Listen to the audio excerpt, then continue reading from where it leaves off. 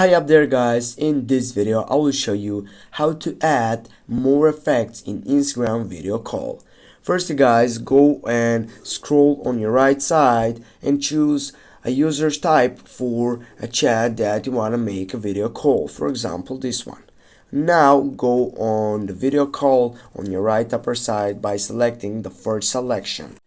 Right after that, here as you can see on my left side, I have an option for flipping my camera as I have done it right now, but also have an option on my left side, three options. The first side is by making or adding an effect. Here are all the effects that I could use it in this case. Here as you can see, the effects are available. You can go for this one or this. You have a lot of options for effects. Thanks guys for watching. Don't forget to hit that like and share the video. See you soon guys. Have a nice day.